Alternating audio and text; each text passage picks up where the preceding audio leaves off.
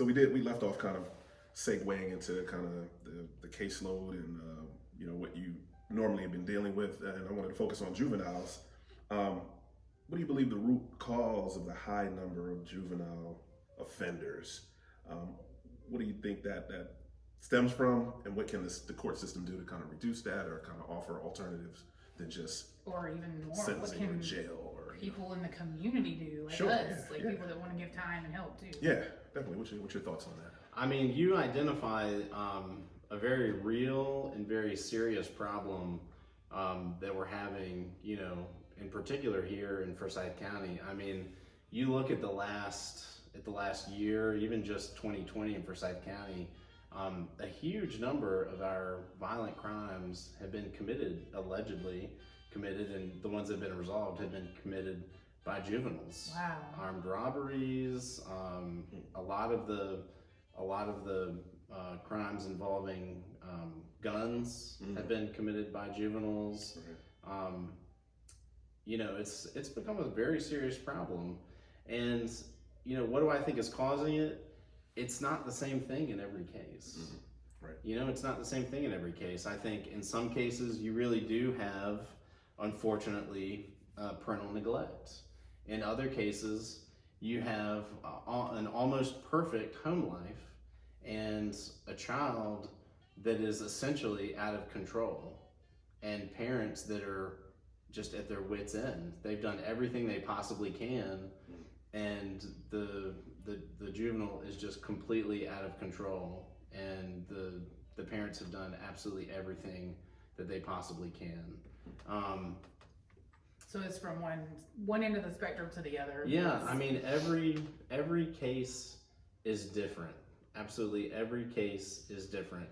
And one thing that I've seen is that in a lot of cases, these juveniles, especially the young male juveniles, are missing male mentorship in their life. Either they don't have their father in their life, or their father is not at home, or they just otherwise don't have very many older male relationships in their life. And what I would like to see is more male mentorship.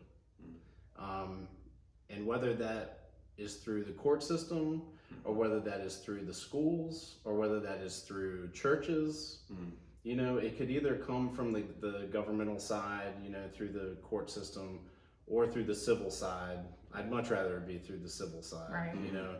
Relying on the government to fix Community issues. yeah, is just not always the best solution. But Yeah. Partnerships are Right. are often the best solution. But Right.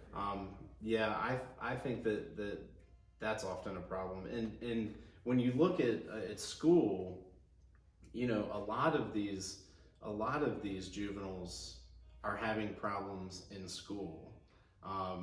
ADHD is often a common problem. Oppositional defiant disorder is often a problem.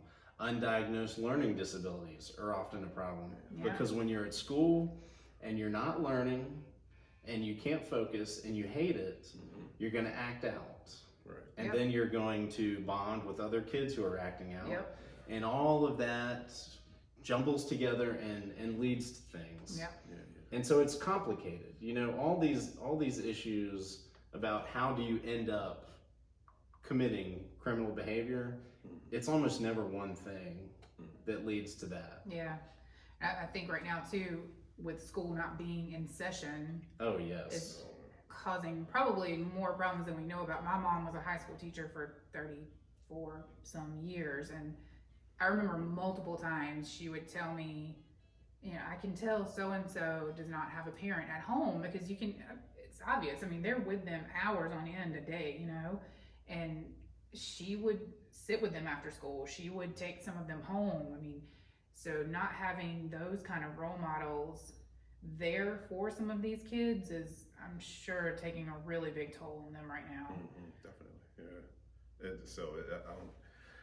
It seems like it's, the approach has to be from, I guess, leadership, to have open mind and consider, like you're saying, just a lot of sources and a lot of opportunities that aren't, I guess, really mainstream, or I guess aren't really pushed. Because it sounds like, sitting to talking to you a little bit more, I mean, it seems like you from a diverse background, or a lot of diversity, or you've been experienced in a lot of diverse situations. So I don't know, you can speak a little bit more about how diversity on the bench maybe is important, or do you feel that's something that's needed? I do think, well, let me just mention one other thing about juvenile court. I think that as far as how district court judges respond in juvenile court, I think judges need to be creative, and they need to be thoughtful in how they respond in these cases. I mean, when cases go to adjudication, which is essentially a trial, they need to make a determination about whether the juvenile is delinquent or not, guilty or not, and then the case goes to disposition, which is essentially sentencing. But I think judges need to be careful about this, school to prison pipeline that we're always talking about. Right. And right. I think judges need to be creative in the sentences and the dispositions that they formulate. Right.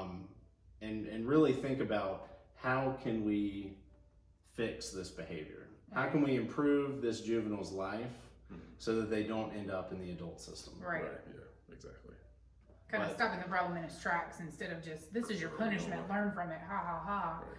And that's really the point of juvenile court, and that was the point of Raise the Age, of making juvenile offenses include behavior up and until your 18th birthday. Okay. So sorry, that was just one of Yeah, the no, that's 'cause important. it's- That's Yeah, because you don't want young people becoming adult, criminals, and then they're right into a system that once you're There's in, not a lot of help. Yeah, there's not.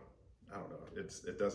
Prison doesn't really reform the person. It just has you punished, and then you're expected to do your time and put back into society to somehow.